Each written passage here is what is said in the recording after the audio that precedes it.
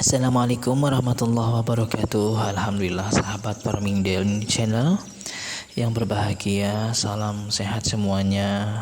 Selamat berbahagia dengan pekerjaan kita sebagai petani.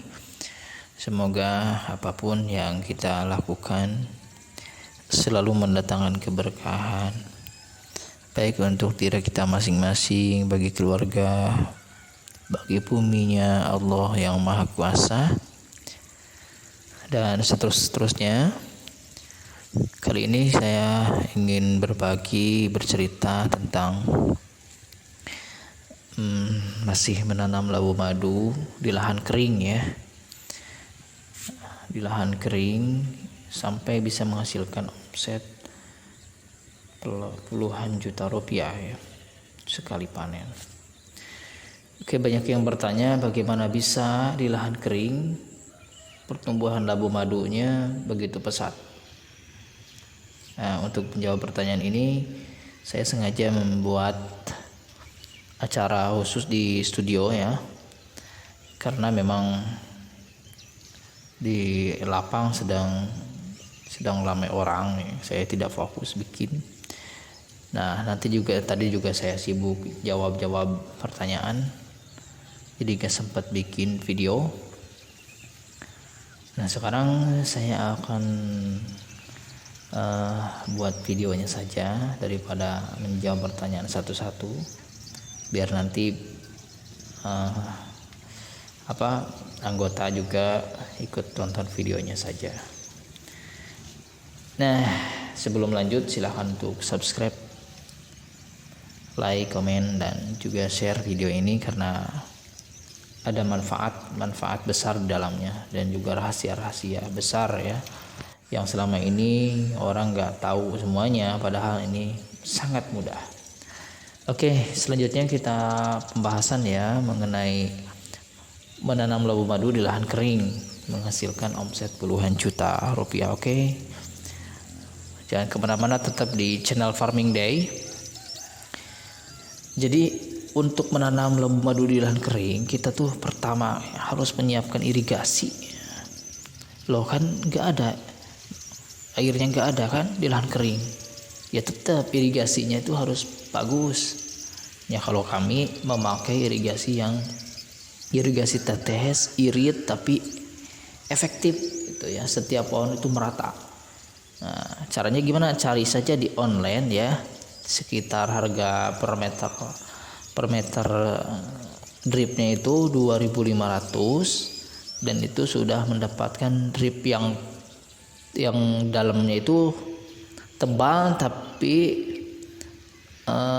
airnya itu lubang airnya itu kecil, sehingga ketika kita memenuhi turun ya dengan air, si selangnya itu cepat terisi gitu, dan keras, selangnya itu keras. Nah gitu. Jadi salah satu yang sangat penting adalah di sistem irigasinya. Nah, kalau yang di video ini tentu saja belum menggunakan sistem irigasi yang secanggih itu. Meskipun demikian ini sudah pakai drip tetes juga ya. Nah, karena ini lahannya juga sama kering, tapi kok kenapa bagus ya? Ya kalau Anda lihat di video-video sebelumnya punya Ustadz Afifuddin juga sama, lahannya kering bahkan tandus ya, dibilang tandus ya, tandus karena di situ tanah merah, batuannya juga banyak sekali, tapi ternyata masih bisa tumbuh subur. Nah, selanjutnya apa yang harus Anda siapkan? Mulsa ya, mulsa. Namun sebelum ditutup mulsa, ada baiknya bedengan itu ya dikasih lapukan, baik itu jerami yang sudah lapuk, pupuk kandang ya, pupuk kandang yang sudah fermented, yang sudah lapuk juga lah istilahnya ya. Kemudian yang tidak kalah penting adalah pemberian kokopit.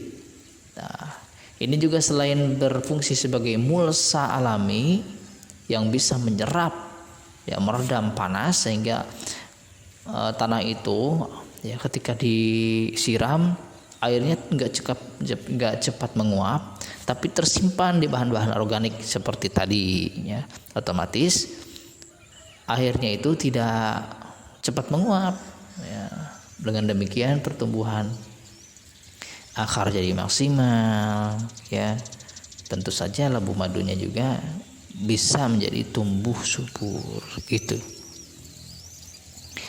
Nah, saya akan bahas sedikit tentang lapukan, ya. Lapukan, kalau pupuk kandang kan sering dibahas, ya. Lapukan dan kokopit. Oke, seperti ini, ya. Sifatnya lapukan itu porus, ya. Porus sehingga menyerap air. Nah, menyerap air saja dengan lapukan itu tidak cukup. Kita harus menyiapkan satu bahan yang selain bisa air itu cepat meresap, tapi juga dia mengikat. Nah, untuk mengikat air lebih lama di dalam tanah itu harus ditambahkan kokopit. Coba lihat, kalau kita mencampur kokopit kemudian kokopit itu dikasih air, maka seketika airnya hilang, ya. Ditelan kokopit. Tapi kalau kita peras kokopit itu, ya, air yang 1 liter tadi akan kembali. Maksudnya kokopit itu bisa menyerap sekaligus mengikat, ya.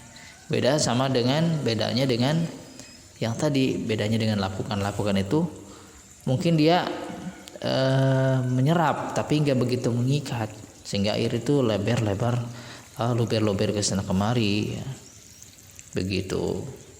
Nah, sementara perpaduan antara tadi sistem irigasi yang bagus dengan kokopit, dengan lapukan, ya, dengan pupuk kandang, itu saya yakin, ya, bisa menambah terikatnya air oleh tanah. Gitu, ya. Jadi saya kira sistem irigasinya, ya, kalau di lahan kering. Kemudian yang kedua, berapa nih? Yang ketiga, ya. Yang ketiga itu harus menyiapkan semacam nutrisi yang gunanya itu menjadi moisturizing, ya. Sebagai pelembab itu, pelembab tanah. Banyak kok, seperti misalkan mikoriza juga bisa menjadi tanah itu semacam basah gitu, ya, lembab gitu. Tapi bukan becek, ya.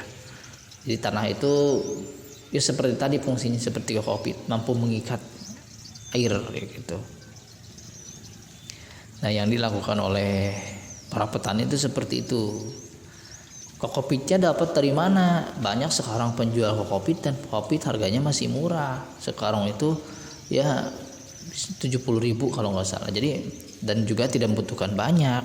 Perbedaan itu cuman, ya, butuh 1 karung ditambah dengan pupuk kandang, lapukan yang lain. Nah, soal lapukan yang kami sarankan adalah lapukan jerami, ya.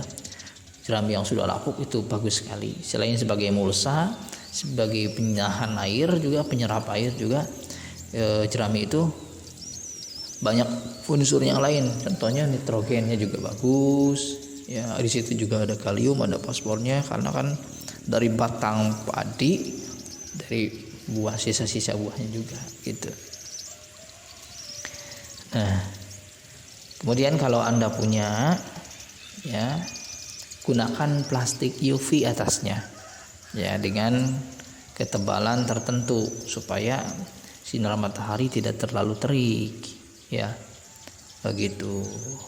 Nah, ini adalah salah satu cara upaya kita, berkebun labu madu di lahan kering.